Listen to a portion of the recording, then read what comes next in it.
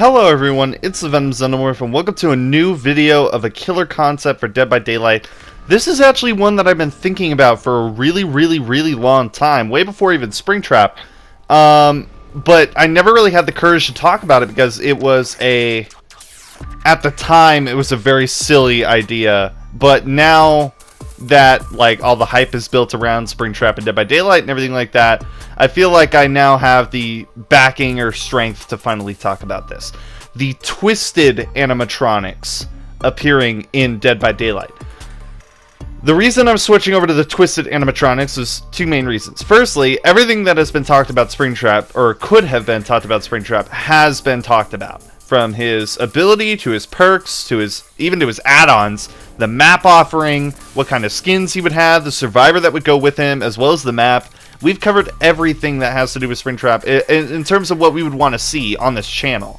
As well as lore-wise. I've done a video talking about William Afton and Springtrap as a character, as well as like how he would fit into Dead by Daylight, you know?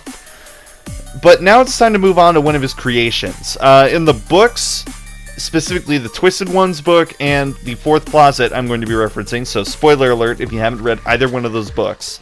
The Twisted animatronics are of William Afton's creation. They have a sound disc, or I think they're officially canonly called illusion discs, inside of their chests, which project an image of the character that they are meant to represent based on the mental idea of whoever they're going up against. So, for example, if you are a child and have loved the Freddy Fazbear's Pizzeria franchise as a whole for years, then these animatronics would appear to you as the cutest and most realistic looking versions of your characters. Instead of them looking like a random creepy Chuck E. Cheese animatronic, they'd be looking like a really cute, lovable mascot, like an animal that you would actually really enjoy spending time with.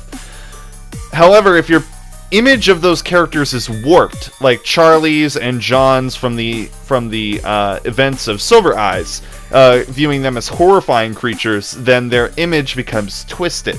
Bonnie has a second row of jawline. Foxy has multiple rows like shark teeth.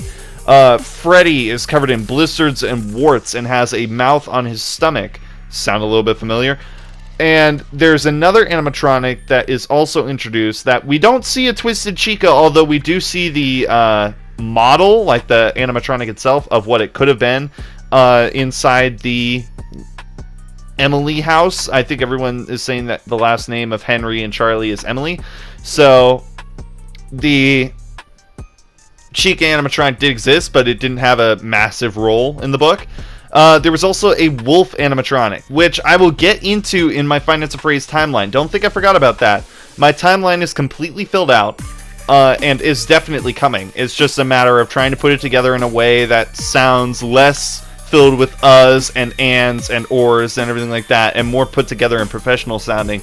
So that way it's more of a factual timeline than just me sounding like I'm guessing this and putting it together like it's a piece of trash off the street. But anyway, the animatronics in the base look like just... If you've ever seen iRobot, I think his name is Sunny. The robot is Sunny, and he's like this weird, sleek, white animatronic AI that the only features that are really on it is a mouth, a nose, and eyes.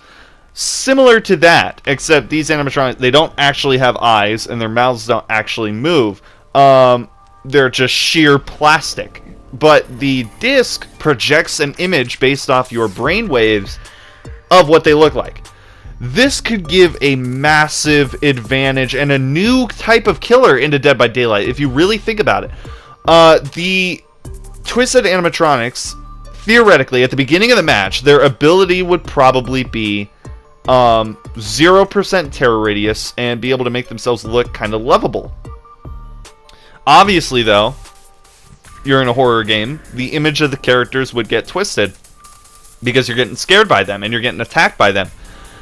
I think that its ability, or sort of like mid-power, something that's like, let's see, what's a good example? This is a horrible example when it comes to Dead by Daylight, because there's nothing like this in Dead by Daylight, but, and you guys are going to hate me for saying this, the banana in Fortnite, the skin is reactive. The longer the match goes on, the more ripe the banana looks, with black spots appearing on it and everything like that. I feel like the Twisted animatronics would have the same effect. They would look like their old Bonnie, Chica, Foxy, whatever animatronic that it is supposed to represent, which also, by the way, this animatronic opens the door for so many skins.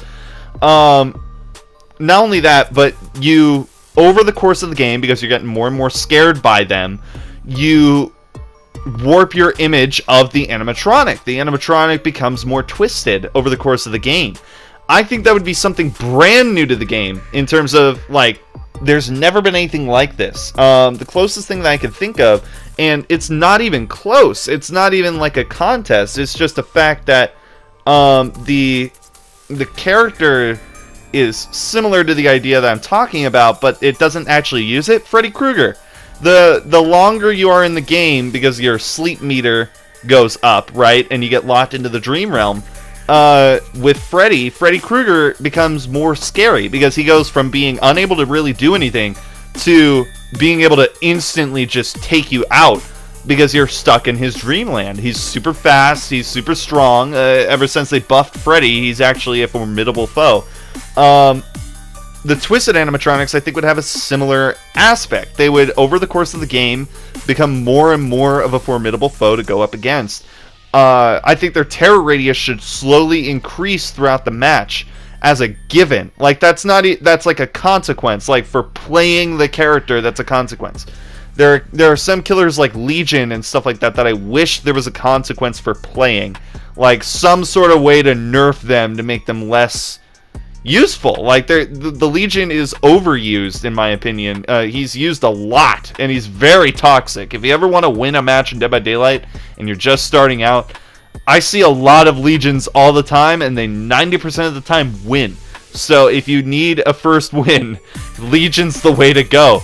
But the Twisted animatronics would be completely different in this aspect. They would be able to progressively become more scary, and obviously their terror radius grows throughout the game, providing a consequence for playing them. The longer that you play the longer the game goes on, and the longer the character becomes like a foe, the more of a threat they pose, and the more of a threat they are. Both to being the killer, like, oh, you gotta get them, you gotta kill them now, and everything like that. And as a survivor, it becomes more and more difficult, because that terror radius then obviously would hit a maximum, so you can't hear them across the map, but that terror radius would become eventually big enough where, like, it's almost a feeling, like a gut feeling, as if nowhere is safe, and that would be scary for anybody that's playing against these guys. So they expect a lot more videos of the Twisted animatronics in Dead by Daylight, because now that this hype has grown behind the Springtrap and Dead by Daylight movement, I'm not going to make a petition for this one. Springtrap is the first priority. He deserves, because he is a serial killer just stuck in a mascot suit, he deserves the right to be in this game, or to be properly judged by the devs before they just say, nah, it's a kid's game. The Twisted animatronics, because they're strictly from the books, and the books come from a different timeline than the games, it becomes more questionable, because then the lore can get really convoluted if they get a game presence or anything like that. But once again, I have a theory about that in my Find It's a Phrase timeline that's coming up. But I hope you guys enjoyed. Leave a like, subscribe down below if you want to see more videos like these. I'm pretty sure I didn't say or anywhere near as much in this video as I have in any other. But leave a like, subscribe down below if you like my content. Watch my other content as well. And as always, I will see you guys in the next video. Bye-bye!